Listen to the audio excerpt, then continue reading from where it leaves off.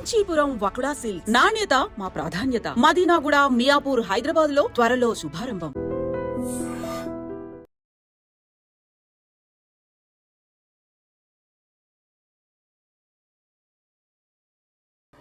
ఇది చాలా గొప్ప బృహత్తర కార్యక్రమం. దేశంలో బీహార్ లాంటి రాష్ట్రాల్లో అక్కడ జరిగిన దానికి సంబంధించి నివేదిక సమర్పించబడాలి, నిర్ణయాలు జరిగి ఆగిపోయినాయి. ఇలా తెలంగాణ రాష్ట్ర ప్రభుత్వం ఒక సంవత్సరంలో నిర్ణయం తీసుకొని నివేదికను సమర్పించిన సందర్భంగా ఈ ప్రెస్ కాన్ఫరెన్స్ ఎవరో విమర్శ చేస్తున్న టీఆర్ఎస్ పార్టీ నాయకత్వం కోసం చేస్తున్న ప్రెస్ కాన్ఫరెన్స్ కాదు. మా బిడ్డలైనా, మా భాగస్వాములైనా, మా హక్కు కోసం గతం నుంచి పోరాడిన బీసీ సంఘాలు కూడా తప్పుదారిన పడతా ఉన్నాయి. వాస్తవం ఇది జరిగింది. అందులో భాగస్వాములం మేము, శాసనసభ్యులుగా, మంత్రులుగా, ప్రభుత్వంలో ఉన్న వాళ్ళం. దయచేసి బలహీన వర్గాలకు సంబంధించి ఒక రోడ్ మ్యాప్ తయారైతా ఉంది. వేరే వాళ్ళు చేసేటువంటి ట్రాప్లో పడకండి. ఏదైనా ఉంటే మేము మీలాంటి బీసీ బిడ్డలమే, ఉద్యమకారులమే, రండి. కానీ అనవసరంగా వాళ్ళ ట్రాప్లో పడి ఇలా రోడ్ మ్యాప్ జరుగుతుంది దేశంలో. ఇది ఒక రోల్ మోడల్. ఇలా బలహీన వర్గాలకు సంబంధించి ఒక మ్యాప్ జరుగుతూ ఉంది. ఒకవేళ ఏదైనా పొరపాటు ఉంటే సరి చేస్తాం, బాధ్యతగా సరి చేస్తాం. ఇందులో ఎవరికి ఏమి హిడెన్ ఎజెండా లేదు, ఎవరికి అన్యాయం చేయాలని ఆలోచన ఉంటే సర్వేనే చేయకపోదాం. బరాబర్గా కాంగ్రెస్ పార్టీ ప్రజాస్వామిక పార్టీ, బలహీన వర్గాల పార్టీ. ఈ పార్టీకి సంబంధించి ఒక ఆలోచన, ఇవాళ దేశంలో ఉన్న IIIT, IITల రిజర్వేషన్లతో సహా మండల్ కమిషన్ అమలు చేయడానికి సంబంధించి అనేక రకాలుగా చారిత్రాత్మక నిర్ణయాలు బలహీన వర్గాల కొరకు తీసుకున్నది కాంగ్రెస్ పార్టీ. ఇవాళనే బీసీ సంఘాల నాయకులను, మేధావులందరినీ అడుగుతా ఉన్న, దయచేసి ఏం పొరపాటు జరిగింది ఇందులో? ఎవడో లెక్కలు, కాకి లెక్కలు, అధికారికంగా లేని లెక్కలు ఇచ్చి దానికి దీనికి తక్కువైందంటే మాట్లాడతారు. రండి, అదే అధికారులను ప్రభుత్వం తరఫున మిమ్మల్ని ఆహ్వానిస్తూ ఉన్నాం. ప్రజెంటేషన్ ఇప్పిస్తాం, జరిగిన ప్రక్రియ మొత్తం వివరిస్తాం. మీరు ప్రత్యక్ష సాక్షులు. అనేక సందర్భాల్లో మేము కూడా మా సమావేశాలు హాజరై జనగణన జరగాల్సిందే అని చెప్పిన వాళ్ళం. ఇప్పుడు జనగణన జరిగి సమాచారం వచ్చినాక ఎందుకు డీవియేట్ అవుతున్నారని అడుగుతా ఉన్నాం.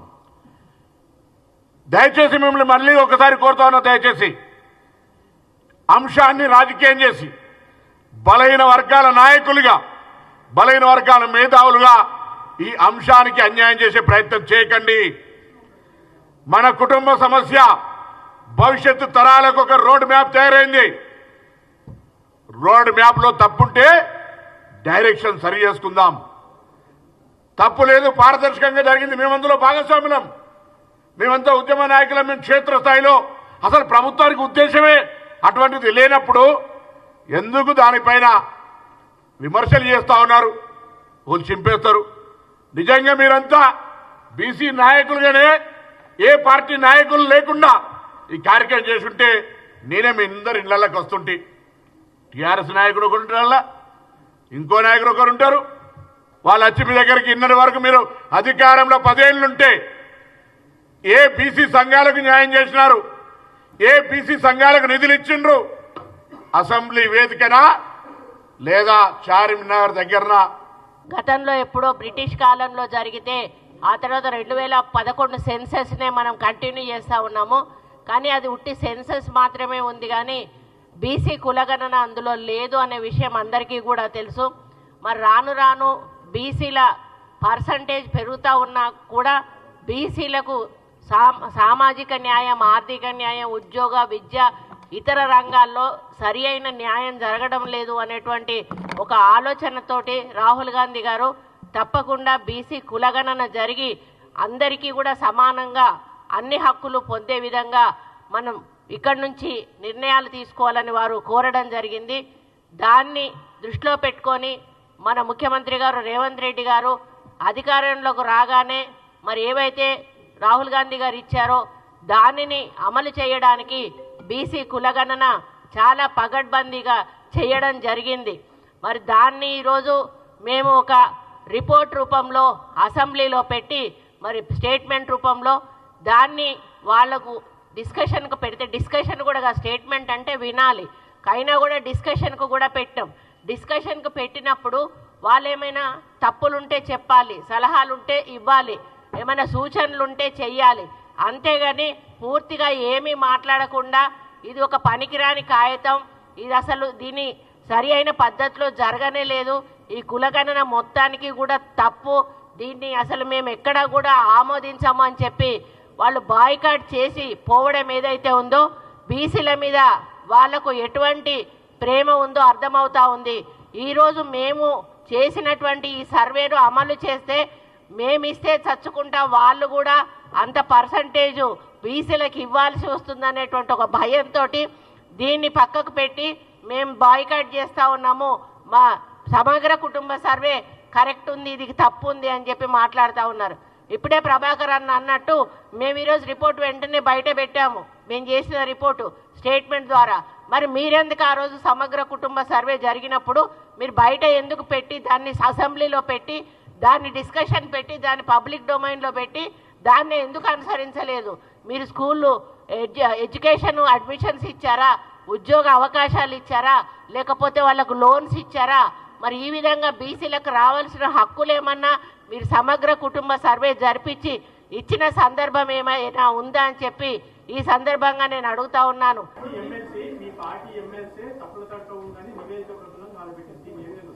పార్టీ ఎమ్మెల్సీ అయినా పార్టీ ఎంపీ అయినా కాంగ్రెస్ పార్టీలో ఎంత చిన్నవాడైనా పెద్దవాడైనా క్రమశిక్షణకు లోబడే ఉండాలి.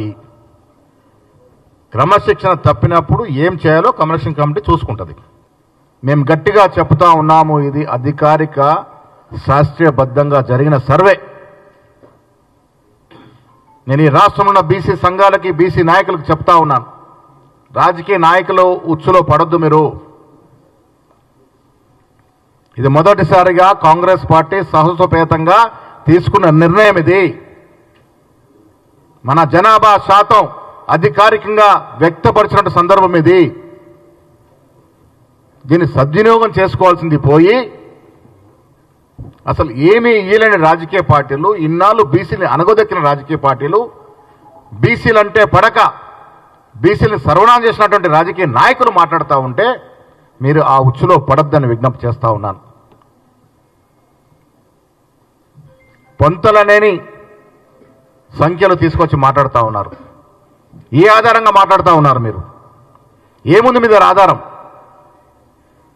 మా దగ్గర ఆధారాలు ఉన్నాయి. స్పష్టంగా జాగ్రత్తగా దాదాపు 1,00,000 మంది పైగా ఎమ్యూనినేటర్స్తో రోజుకు 8 నుంచి 10 ఇళ్ళు మాత్రమే సర్వే చేసి పకడ్బందీగా ఈ వాస్తవాల్ని పొందుపరచడం జరిగింది. ఏవో మాటలు చెప్పి దీన్ని నీరుగార్చే ప్రయత్నం ఏదైతే చేస్తూ ఉన్నారో దీన్ని మేము ఖండిస్తూ ఉన్నాం.